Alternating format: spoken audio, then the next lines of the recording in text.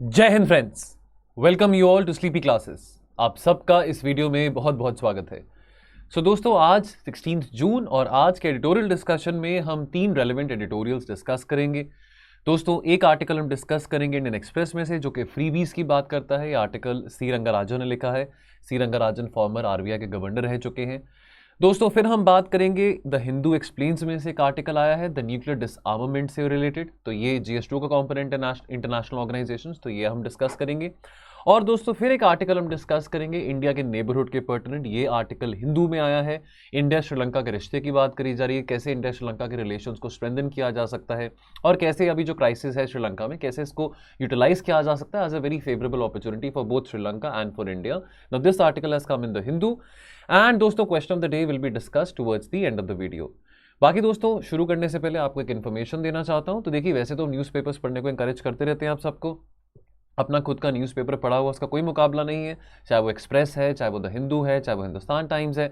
But उसके बावजूद भी दोस्तों, अगर आपको लगता है कि आपके करंट अफेयर्स की कवरेज कॉम्प्रिहेंसिवली नहीं हो पा रही है, तो स्लीपी क्लासेस की तरफ से एक बहुत कॉम्प्रिहेंसिव करंट अफेयर्स का कोर्स है, स्पेशली फॉर दो students who will be appearing next year. तो चाहे प्री की बात करें, चाहे मेंस की बात करें, ये करंट अफेयर्स का कोर्स दोनों ही डायमेंशंस को अच्छी तरह से केटर करेगा।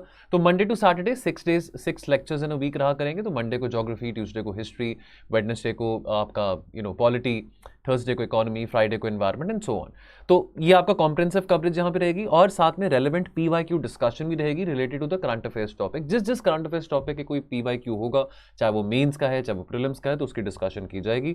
डेली पीडीएफ और मंथली कंपाइलेशन रहेगी। तो इसके बारे में अगर आप जानकारी लेना चाहते हैं तो टोल फ्री नंबर पर कॉल कर सकते हैं। और यदि दोस्तों आपको अगर टेलीग्राम ग्रुप का एक्सेस नहीं मिल पा रहा, तो जैसे आपको मैंने पहले भी कहा था, मैं रोज कहता रहता हूँ, ये वाली स्लाइड रोज आपके सामने आती है।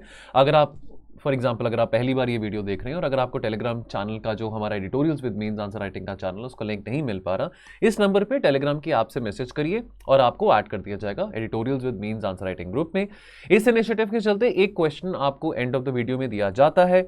आपके पास अगले दिन के 12 बजे तक का टाइम रहता है अपना आंसर लिखने का, और जो बेस्ट आंसर रहता है वो फिर हम डिस्कस करते हैं। तो दोस्तों, अगर हम बात करें डिस्क्रिप्शन बॉक्स लिंक्स की, तो दोस्तों जैसे ये वाला जो लिंक है, अगर आप वीडियो में डिस्क्रिप्शन लिंक में देखेंगे, आपको दो लिंक्स दिखाई देंगी। ये है आपका टेलीग्राम चैनल का लिंक और दोस्तों ये है आपका पीडीएफ का लिंक। बहुत सारे बच्चे कमेंट करते रहते हैं कि हमको टेलीग्राम चैनल का एक्सेस नहीं मिल रहा, पीडीएफ एक्सेस नहीं मिल रहा। तो आप वीडियो की शुरुआत में जो 2-3 मिनट में अनाउंसमेंट करता होता हूँ, पहले सुन लीजिए करिए, ताकि आपका ये वाली जो इन्फॉर्मेशन है मिस ना हो। तो ये टेलीग्राम का लिंक है, ये पीडीएफ का लिंक है, डिस्क्रिप्शन लिंक में जब आप चेक करेंगे। बेस्ट आंसर देखिए दोस्तों, अगेन बेस्ट आंसर आज भी वर्षा दास जी का लगा। हालांकि क्वेश्चन का जो एसेंस है ना, कोई समझ नहीं पाया, टू बी वेरी फ्रैंक। मतलब क्वेश्चन का जो एसेंस क्या पूछा जा रहा था, यहाँ पे सिग्निफिकेंस पूछी जा रही थी of the outcome oriented approach of the nutrition programme. तो बहुत सारे बच्चों ने न्यूट्रिशन प्रोग्राम जो यहाँ पे जो न्यूट्रिशन स्कीम्स है उनके बारे लिखी जा रहे थे, माल न्यूट्रिशन की बातें करी जा रहे थे, चाइल्ड वेस्टिंग की बातें करी जा रहे थे, वो सब ठीक है।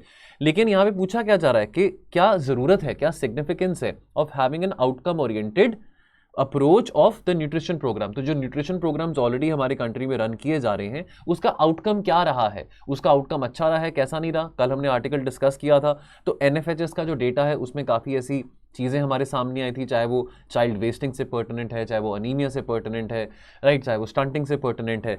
तो कैसे हम अपने न्यूट्रिशनल प्रोग्राम्स को और अच्छी तरह से डिजाइन कर सकते हैं, कैलिबर कर सकते हैं, based on the outcomes which are coming from the previous records. तो ये यहाँ पे एसेंस पूछा गया था। बट बहरहाल वर्षा का आंसर अच्छा था, तो वेरी वेल डन वर्षा।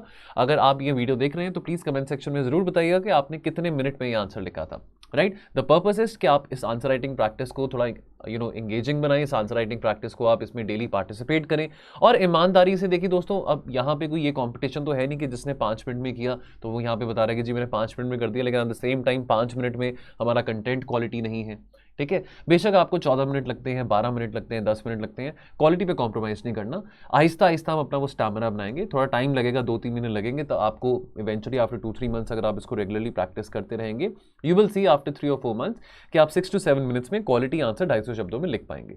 चलिए तो शुरू करते हैं डिस्कशन। तो बात करेंगे गुड एंड बैड फ्रीबीज के बारे। सी रंगाराजन लिखते हैं, तो पहले तो सवाल ये उठता है कि फ्रीबीज क्या होती हैं, व्हाट कॉन्स्टिट्यूट्स फ्रीबीज। अभी देखिए इलेक्शंस होते हैं, अभी रिसेंटली पंजाब में इलेक्शन हुआ था, दिल्ली में, पंजाब में। अब जैसे आम आदमी पार्टी की गवर्नमेंट है, चलो आम आदमी पार्टी का कोई भी सरकार हो, कांग्रेस हो, बीजेपी हो, हर कोई अनाउंस करता है जी फ्री में बिजली दे देंगे, फ्री में लैपटॉप बांटेंगे, है ना। यूपी में ये काफ़ी स्लोगन कहा जाता था पहले, जब समाजवादी पार्टी की सरकार की बात करें कि जी लैपटॉप बांटेंगे, साइकिल बांटेंगे। अब फ्रीबीज क्या होती हैं? क्या freebies wheat, rice, education, hospital, आपका जो भी खर्चा होता है, दवाइयों का खर्चा होता है, जो भी आपका हॉस्पिटल में खर्चा होता है, ये सब फ्रीबीज है? या लैपटॉप्स बांटना, साइकिल्स बांटना, ये सब फ्रीबीज में आ जाता है? फिर दूसरा सवाल ये आता है कि क्या इसको इंकरेज करना चाहिए फ्रीबीज को? In fact there is no definite consensus on the definition of freebie. ठीक है, तो फ्रीबीज क्या होते हैं? कुछ गुड्स एंड सर्विसेज होती हैं जो कि सरकार के द्वारा डिस्ट्रीब्यूट की जाती हैं। लेकिन कौन सी गुड्स एंड सर्विसेज है जो सरकार के द्वारा जो डिस्ट्रीब्यूट की जाती है? क्या वो एसेंशियल गुड्स एंड सर्विसेज है या वो non essential goods and services है जिसको फ्रीबीज में माना जाता है? अब इकोनॉमिक ऑब्जेक्टिव्स की यहाँ पे बात करें, देखिए अब जो भी आप चीज़ बांट रहे हैं, चाहे आप अनाज बांट रहे हैं, चाहे आप लोगों का जो हॉस्पिटल में खर्चा है उसको फ्री करवा रहे हैं, स्कूल में एजुकेशन फ्री करवा रहे हैं, पैसा तो लगता है ना। वो पैसा कहाँ से जा रहा है? पैसा टैक्स पेयर्स मनी में से जा रहा है। अब यहाँ पे अगर हम अपने टैक्स, अगर हम बात करें रेवेन्यू रिसीप्ट्स की, तो यहाँ पे बहुत ज़्यादा लोग तो नहीं है जो इनकम टैक्स भरते हैं। अब as a matter of fact 2 या 3% आबादी ही है इंडिया में जो टैक्स भरती है। तो अब अगेन तो यहाँ पे प्रूडेंट फिस्कल स्पेंडिंग की बात यहाँ पे आ जाती है कि ठीक है, आपने ये सब चीज़ें बांटनी है तो बांटो, ठीक है, लेकिन not at the cost of tax payers money, not at the cost of कि अभी आप इतना इतना वेस्टफुल एक्सपेंडिचर कर रहे हैं। ठीक है, बहुत बार बहुत सारे इकोनॉमिस्ट ये सब्सिडीज़ के कल्चर को भी काफ़ी क्रिटिसाइज करते हैं कि अननेसेसरी सरकारें इलेक्शन जीतने के चक्कर में इतनी सारी चीज़ें फ्री में बांटने की बातें करती है। अब policy makers they have drawn on the budgetary resources for providing support to low income household. चलो ठीक है, अब हमारे पास वर्ल्ड बैंक की रिपोर्ट भी आती रहती है, तो क्या आज हमारे यहाँ पे हमारे देश में क्या 80 करोड़ लोग क्या बहुत गरीब हैं, जो 80 करोड़ लोगों को अभी भी प्रधानमंत्री गरीब कल्याण योजना के चलते फ्री में राशन बांटा जा रहा था।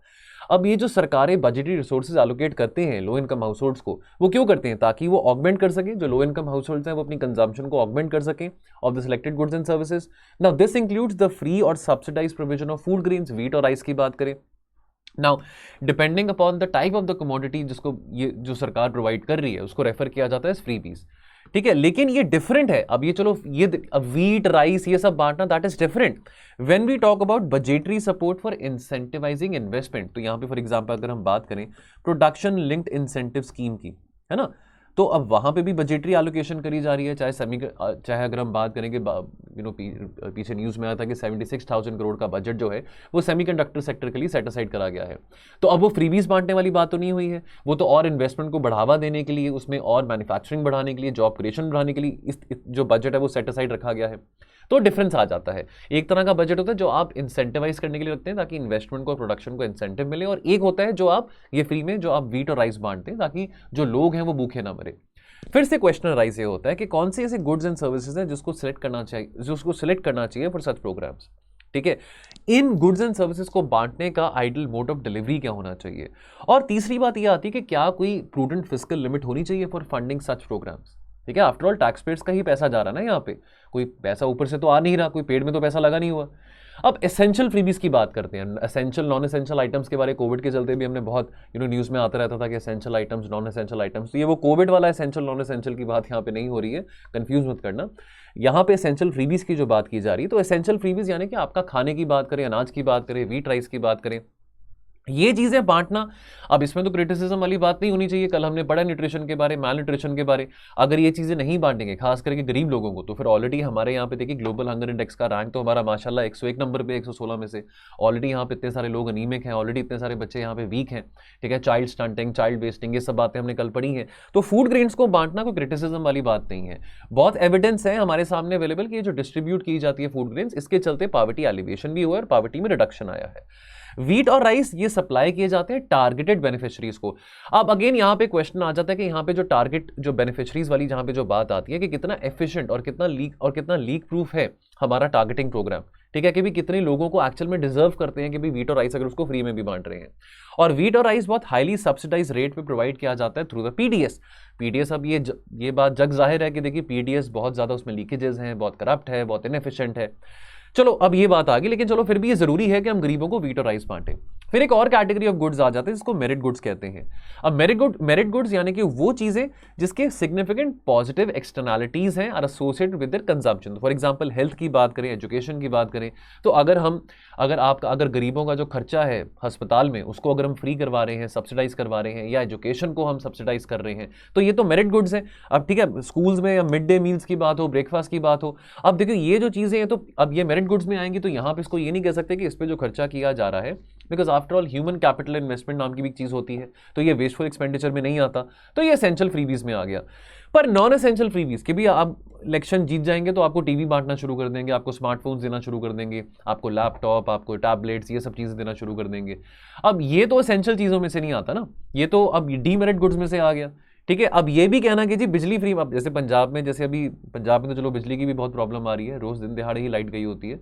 अब अगर हम पंजाब की ही बात करें तो यहाँ पे अब जब भगवंत मान जी आए थे तो उन्होंने कहा था कि जी हम बिजली जो है फ्री में बांटेंगे, है ना। हर एक सरकार कहती है, पंजाब में क्या, दिल्ली में क्या, हर जगह ये सरकारें कहती हैं। लेकिन अब ज्यादा बिजली फ्री में बांटने से होगा क्या कि जो घर जहां पे बिजली पहले वो कम कंज्यूम करते थे, अब वो ज्यादा बिजली कंज्यूम करना शुरू कर देंगे। तो ये अगेन कोई एसेंशियल फ्रीबीज में से तो नहीं आया। अब बिजली फ्री बांटने के चक्कर में बिजली ही नहीं है पंजाब में, क्या करो। And so it is very much advisable कि ये जो डिस्ट्रीब्यूशन ऑफ कमोडिटीज और सर्विसेज है इसको थोड़ा लिमिट किया जाए only to essential and merit goods. इस तरह की फजूल चीजों के ऊपर, टीवी सेट्स के ऊपर, साइकिल्स के ऊपर, लैपटॉप्स के ऊपर ऐसे खर्चे करना, टैक्स पेयर्स मनी स्पेंड करना, वो बात सही नहीं है। ठीक है, तो एसेंशियल और मेरिट गुड्स के अलावा जो भी कोई और खर्चा किया जाता है, ऐसी चीजें डिस्ट्रीब्यूट फ्री ऑफ कॉस्ट की जाती हैं, उसको सी रंगाराजन कह रहे हैं फ्रीबीज कहना चाहिए। यानी कि एसेंशियल और मेरिट गुड्स को फ्रीबीज नहीं कहना चाहिए। बहुत एक इंपॉर्टेंट बात यहां से निकल के आती है। अब बात यह आती है कि what is the suitable model for providing support. तो पहली बात तो ये है, देखिए हमने कंजम्पशन को ऑगमेंट करना है, तो क्यों ना हम डायरेक्ट इनकम सपोर्ट की यहां पे बात करें। चलो व्हीट और राइस, अगर जो गरीब परिवार के लोग हैं आप उनको पैसे दीजिए, बजाय कि आप सब्सिडाइज रेट पे उनको व्हीट और राइस दे रहे हैं, आप उनको पैसे दीजिए ताकि वो मार्केट रेट्स पे जाके वो पैसा, वो जो सामान है, वो व्हीट या राइस जो भी है वो लेके आ सके। ठीक है, अब देखिए, अगर लोगों के हाथ में पैसे हैं तो definitely they will feel empowered. ठीक है, अब अपने हिसाब से जो चीज उन्होंने खरीदनी है वो खरीद सकते हैं। ठीक है, according to the household preferences. On the other hand हम क्या कर रहे हैं, हम हाईली सब्सिडाइज चीजें बांट रहे हैं एट द कॉस्ट ऑफ, देखिए अब खर्चा भी तो होता है ना। अब हमारा जो पीडीएस सिस्टम है, पब्लिक डिस्ट्रीब्यूशन सिस्टम है, जो हमारा प्रोक्योरमेंट सिस्टम है फूड कॉर्पोरेशन ऑफ इंडिया के थ्रू, उसमें कितनी लीकेजेस हैं, उसके कितने सारे लॉजिस्टिकल कॉस्ट्स हैं, तो कितना ज़्यादा खर्चा हो रहा है, कितना टैक्स पेयर्स मनी वेस्ट हो रहा है। बजाय कि यहाँ अगर हम डायरेक्ट इनकम सपोर्ट करें कि भाई जिसने लेके आना है व्हीट और राइस मार्केट प्राइस पे लेके आ जाए, आपको हम पैसे प्रोवाइड कर देते हैं, वो ज़्यादा बेटर है। ये जो एडिशनल कॉस्ट हो रही है प्रोक्योरमेंट में, जो लॉजिस्टिकल कॉस्ट इंकर कर रही है सरकार, वो सब कॉस्ट तो नहीं होगी, वो सब खर्चा तो नहीं होगा, तो बेहतर, अच्छी बात है। फिर ये हम कितने सारे पैसे बचा भी सकते हैं। तो वे फॉरवर्ड की यहाँ पे बात आती है, तो बहुत इंपॉर्टेंट है ये कंसिडर करना कि भी लिमिट होनी चाहिए, हर एक चीज़ की लिमिट होती है। बिकॉज आफ्टर ऑल ये जो पैसा खर्च किया जा रहा है सरकार के द्वारा, ये हमारे पैसे में से जा रहा है, टैक्स पेयर्स मनी में से। अब जैसे मैंने आपको शुरू में बताया था कि यहाँ पे ज्यादा लोग तो टैक्स नहीं पे करते हैं। रेवेन्यू टू जीडीपी रेशो की बात करें, यानी कि कितना सारा टैक्स फोरगो हो जाता है, कितना सारा टैक्स इकट्ठा नहीं हो पाता। बेशक हमारी जीडीपी बढ़ रही है, बेशक आज हम $3 ट्रिलियन इकोनॉमी, बेशक आज हम $3 ट्रिलियन की जीडीपी अपने आप को कहलाते हैं, कल को जाके $5 ट्रिलियन की जीडीपी अपने आप को हम कहलाएंगे। लेकिन रेवेन्यू कितना आ रहा है, रेवेन्यू रिसीप्ट्स कितनी आ रही है, वो तो ज्यादा नहीं आ रही है। इनफैक्ट अगर हम पिछले 10 सालों का आंकड़ा माने, तो अगर हम रेवेन्यू टू जीडीपी रेशो की बात करें, that is in the narrow range, that also combined revenue receipts of the state governments and the central government related to the GDP was in the range of around about 18 to 20%। और अगर हम in contrast की बात करें UK, USA, Brazil जैसे देशों की, तो वहां पे रेशो देखिए कितना जमीन आसमान का फर्क है। तो बहुत वाइज रहेगा, बहुत प्रूडेंट रहेगा कि हम इस तरह की फिस्कल सपोर्ट को लिमिट कर सके। फिस्कल कंसोलिडेशन की भी बात बहुत जरूरी है। और ये जो सब स्कीम्स हैं, ये जो एसेंशियल और मेरिट गुड्स बांटने की बातें यहाँ पे आ रही हैं, we should limit that to less than 10% of the total expenditure.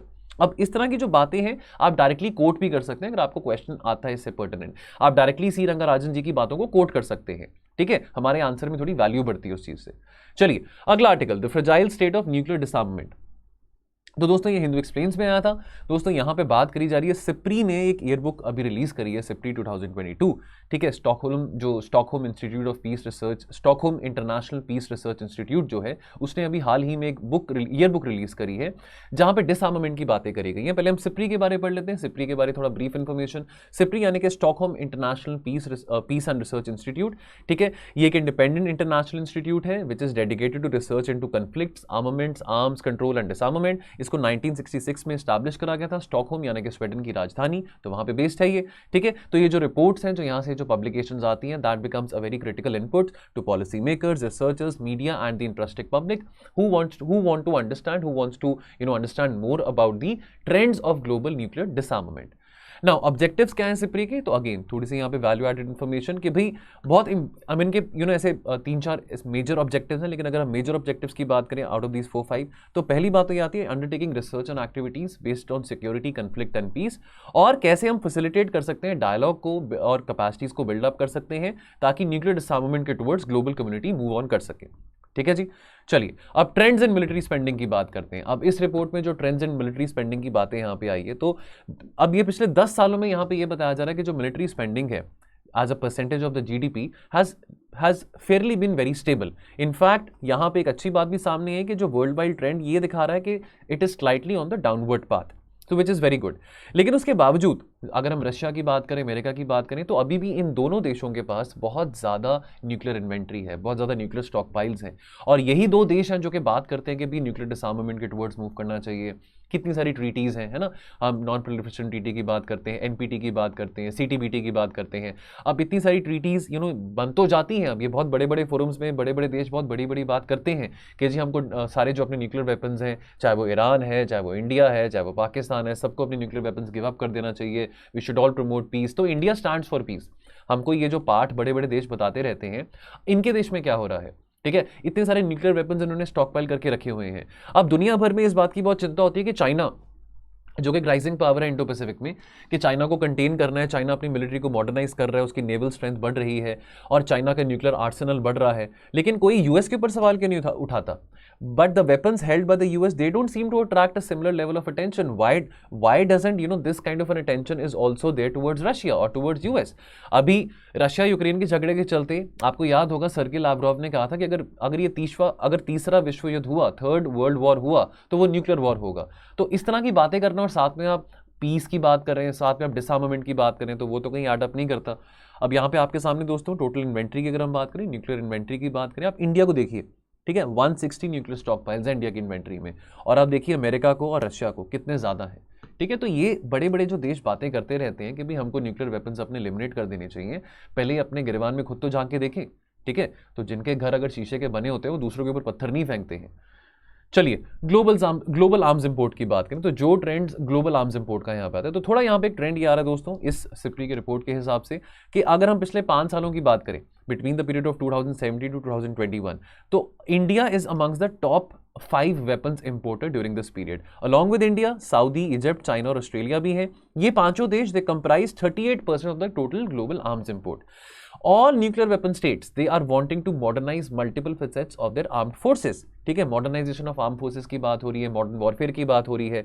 अब ये भेड़चाल चली हुई है, हर कोई अपने आप को स्ट्रेंथन करना चाहता है, हर कोई अपनी मिलिट्री को स्ट्रेंथन करना चाहता है, बुरी बात भी नहीं है। लेकिन इस रश में, इस रेस में हो क्या रहा है, there is a growing spread of the use of missile defence system and this is aggravating security concerns for other countries.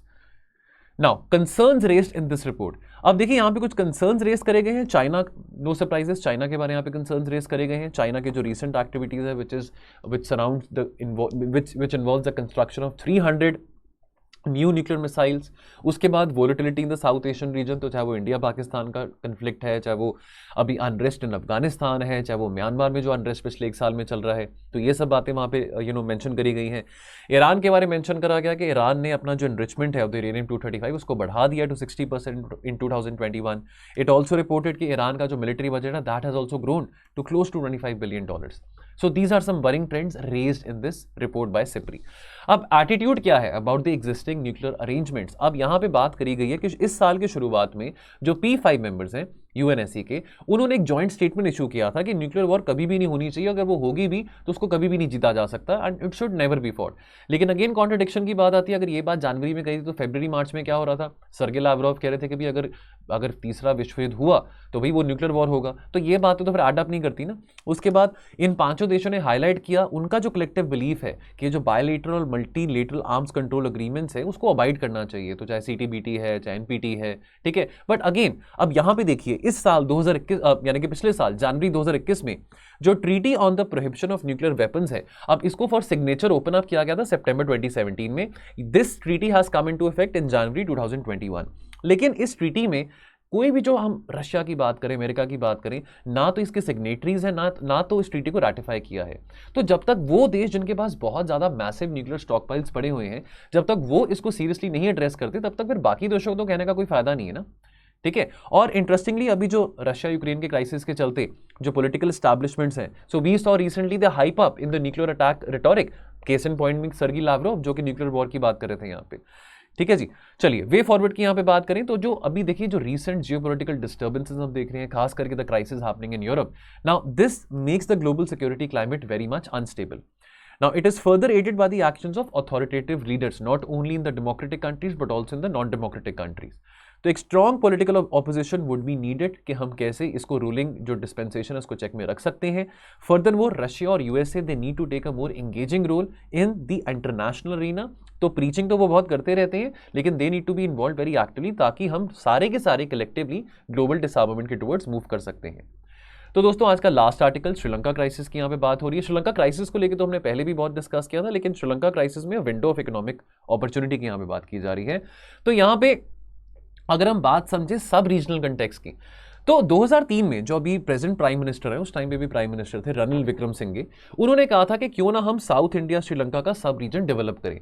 अब देखिए दोस्तों, अगर हम साउथ एशियन रीजन की बात करें, सार्क जो 85 में बनाया 1985 में जो ब्लॉक बनाया गया था, उसको लेके बहुत सारी उम्मीदें थी, लेकिन सार्क फेल हो गया. इकोनॉमिक इंटीग्रेशन की बात करें साउथ एशिया में, वो बहुत पुअर है. मैं बहुत बार ये बात कहता भी हूँ कि हमको ब्राजील के साथ, अफ्रीकन देशों के साथ ट्रेड करना सस्ता पड़ता है, लेकिन हमको अपने पड़ोसियों के साथ ट्रेड करना बहुत महंगा पड़ जाता है. तो इन्होंने एक बड़ा अच्छा आइडिया दिया था कि जो 5 साउथ इंडियन स्टेट्स हैं, उनकी जो टोटल पॉपुलेशन है वो 250 मिलियन है. इन 5 साउथ इंडियन स्टेट्स की जो ग्रॉस स्टेट डोमेस्टिक प्रोडक्ट है वो अराउंड अबाउट $450 बिलियन की है. ये बात देखिए, ये बात अब रिसेंटली इन्होंने 2003 में तो पहली बार कही थी, लेकिन ये बात रिसेंटली 2016 में उन्होंने रीटरेट करी थी किसी फोरम पे सिंगापुर में. और उन्होंने ये कहा था कि अगर श्रीलंका की बात करें, श्रीलंका की जीडीपी $80 बिलियन है. अगर इसको कंबाइन कर देंगे तो ये जो सब रीजन है Sri Lanka and the 5 south Indian states, तो the sub region would have $500 billion economy, which is very good. So दोस्तों, अगर हम पहले अपनी साउथ इंडियन स्टेट्स देख लें, तेलंगाना, आंध्रा, कर्नाटका, केरल और तमिलनाडु, यहाँ पे आपका श्रीलंका, तो ये हमारी 5 साउथ इंडियन स्टेट्स आ गई, साथ में श्रीलंका आ गया.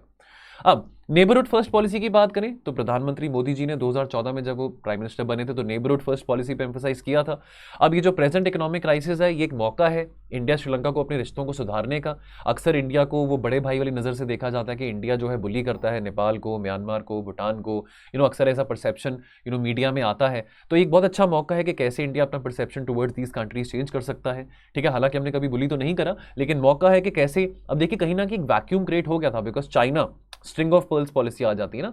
चाइना इस बात का बहुत फायदा उठाता था, ये बात का, इस परसेप्शन का कि इंडिया बुली करता है जिन सब छोटे देशों को. तो चाइना ने अपनी दोस्ती इन सब देशों के साथ बहुत ज़्यादा गहरी करनी शुरू कर दी. अब आपके सामने ही है हाल, चाहे वो पाकिस्तान है, चाहे वो श्रीलंका है, चाहे वो म्यांमार है, चाहे वो नेपाल है. चाइना के साथ तो दोस्ती महंगी पड़ी इन सब देशों को. अब ये मौका है कि इंडिया कैसे अपनी नेबरहुड फर्स्ट पॉलिसी के चलते श्रीलंका की और मदद कर सकते हैं, जो कि कर भी रहा है ना. हम मदद कर भी रहे हैं. India as a part of its neighbourhood first policy, India has extended support to Sri Lanka in the form of aid. तो लगभग $4 बिलियन, 3.5 to 4 बिलियन की एड हमने श्रीलंका को दी है. इंडिया के जो फाइनेंस मिनिस्टर हैं, जो निर्मला सीतारमन जी, उन्होंने IMF को रिक्वेस्ट किया था कि अर्जेंट असिस्टेंस श्रीलंका को प्रोवाइड करी जाए. तमिलनाडु की सरकार ने 123 करोड़ की एड दी है, विच comprises of 40,000 tons of rice, 137 types of life saving drugs and 500 tons of milk powder. हमको पता है कि श्रीलंका में कितने ग्रेव इकोनॉमिक क्राइसिस चल रहे हैं, कितना हाइपर इन्फ्लेशन वहां पे चल रहा है. ठीक है, दूध पीने तक के लोगों के पास वहां पे पैसे नहीं है. लेकिन अब अगर हम अपनी कनेक्टिविटी की बात करें, देखिए सब रीजनल कंटेक्स्ट की अगर हम बात करते हैं, अगर हमने साउथ इंडियन स्टेट्स और श्रीलंका की इकोनॉमिक इंटीग्रेशन को बढ़ाना है तो बहुत जरूरी है हम पहले कनेक्टिविटी को बढ़ाएं. ठीक है, कितनी डायरेक्ट फ्लाइट्स हैं, अगर हम बात करें कोलंबो से इंडिया में, कितनी डायरेक्ट फ्लाइट्स हैं जाफना, जो कि एक मेजर सिटी है श्रीलंका में, टुवर्ड्स इंडिया. ठीक है, the projects to link Jaffna by air to Trichy and by boat to Karaikal on the Coromandel coast are of a piece with India's developmental outreach to Sri Lanka. देखिए, बहुत सारे transport links exist करते थे between India and Sri Lanka back in the 80s, लेकिन civil war, जो कि 30 साल से ज़्यादा जो सिविल वॉर चला था between the LTTE and the Sri Lankan armed forces, उसके चलते ये जो सारे लिंकेजेस थे, जो कनेक्टिविटी थी, दैट वाज कर्टेल्ड. लेकिन जब लड़ाई खत्म हुई 2009 में, तो इंडियन गवर्नमेंट ने ये इस बात की एश्योरेंस दी श्रीलंका को that look, we are again very much keen के ट्रांसपोर्टेशन को हम बिल्ड करें, इंडिया श्रीलंका टाइज को सुधारें, कनेक्टिविटी को हम एम्फसाइज करें. अब direct flights out of the Jaffna to the cities in Tamil Nadu, that will save a lot of travel time and lot of money. तो अगर हम इकोनॉमिक इंटीग्रेशन की बात करते हैं, ये बात हम बार बार हम अपने नॉर्थ ईस्ट को लेके भी करते हैं. जैसे अगर हम इंडिया म्यांमार के कंटेक्स्ट में बात करें, तो जब तक कनेक्टिविटी इंडिया की, मेनलैंड इंडिया की नॉर्थ ईस्ट इंडिया के साथ अच्छी नहीं है, तब तक हम म्यांमार के साथ या एक्ट ईस्ट पॉलिसी को कैसे हम संभव कर सकते हैं. तो इसी तरह से अगर यहाँ पे हम बात करें श्रीलंका और साउथ इंडियन स्टेट्स की, तो कनेक्टिविटी बहुत इंपॉर्टेंट रोल प्ले करेगा यहाँ पे. तो दोस्तों देखिए, फॉर एग्जांपल, अगर किसी ने जाफना से चेन्नई जाना है या मदुराई जाना है, तो वो वैसे 45 मिनट्स की जर्नी होती है बाय फ्लाइट, बाय एयर. लेकिन अभी डायरेक्ट कनेक्टिविटी नहीं है जाफना की टुवर्ड्स चेन्नई और टुवर्ड्स मदुराई. है।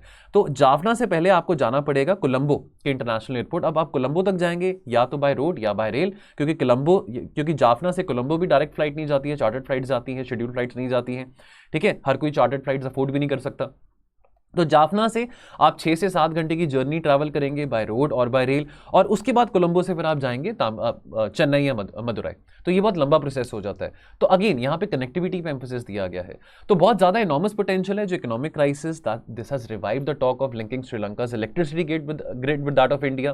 तो अगर हम क्रॉस बॉर्डर एनर्जी ट्रेड की बात करें तो ऑलरेडी हमारा बहुत strong cross border energy trade है बांग्लादेश के साथ, नेपाल के साथ, भूटान और म्यांमार के साथ। तो हम अपना cross border energy trade Sri Lanka के साथ भी इंक्रीज कर सकते हैं, एम्फोसाइज कर सकते हैं। ठीक है, अगर ये होता है तो डेफिनेटली ज्यादा एम्फोसिस किस पे लेके आ जाएगा, तमिलनाडु में लेके आ जाएगा।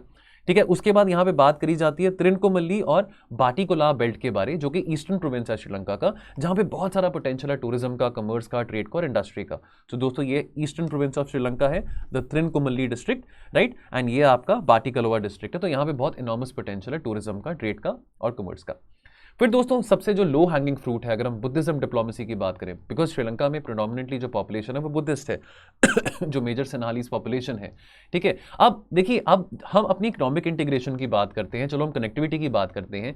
उस सबसे पहले आती है पीपल टू पीपल रिलेशंस। तो जब लोग क्लोज होंगे, that is a prerequisite to achieve any kind of deeper economic integration with Sri Lanka. तो दैट इज वेरी इंपॉर्टेंट। हमने पहले भी बात करी थी जब इंडिया नेपाल टाइज की हम बात कर रहे थे कि अगर हम ग्लोबल बुद्धिस्ट पॉपुलेशन की बात करें तो 500 मिलियन टोटल, जो 500 मिलियन यानी कि 500 मिलियन लोग जो है दे आर फॉलोइंग बुद्धिज्म। ठीक है, that is quite a lot. लेकिन और यहाँ पे इंडिया में 7 में से जो 6 मेजर बुद्धिस्ट साइट्स हैं वो इंडिया में लाया करती हैं, लेकिन उसके बावजूद भी ज़्यादा हम बुद्धिस्ट टूरिज्म अट्रैक्ट नहीं कर पाते इंडिया में। तो Buddhism is also a very important link, जिसके चलते हम people to people relations between India and Sri Lanka को इंप्रूव कर सकते हैं, स्ट्रेंथन कर सकते हैं। श्रीलंका के साथ हमारे बहुत पुराने रिश्ते हैं, हमारे सिविलाइजेशनल रिलेशंस हैं, चाहे हम रामायण की बात करें, चाहे हम बुद्धिज्म की बात करें, चाहे हम अशोका की बात करें। तो पीपल टू पीपल रिलेशंस को बिल्ड करना बहुत जरूरी है, इससे पहले हम किसी भी किस्म की इकोनॉमिक इंटीग्रेशन को, इकोनॉमिक कोऑपरेशन को अचीव करें विद श्रीलंका। सो दोस्तों बाकी जाने से पहले आपको और इन्फॉर्मेशन देना चाहता हूं। तो यदि दोस्तों आप अगले साल अपना अटेम्प्ट देंगे और यदि आपका सोशियोलॉजी ऑप्शनल है तो शेखर सर सोशियोलॉजी पढ़ाते हैं। तो दोस्तों हमारा काफ़ी कॉम्प्रिहेंसिव बैच है, सोशियोलॉजी बैच फॉर यूपीएससी 2023। ये इसके फीचर्स आप देख सकते हैं। इसके बारे में इन्फॉर्मेशन आपने लेनी है तो हमारे दिए गए नंबर पर, टोल फ्री नंबर पर कॉल भी कर सकते हैं। और आपको सोशियोलॉजी के कोर्स में मेन्स आंसर राइटिंग प्रैक्टिस भी करवाई जाएगी पर्टिनेंट टू सोशियोलॉजी। बाकी दोस्तों क्वेश्चन ऑफ द डे क्या है, recent geopolitical disturbances will aggravate the obstacles coming along the way of the global disarmament project. Comment करिए इसको 250 शब्दों में। सो दोस्तों ये था आज के लिए।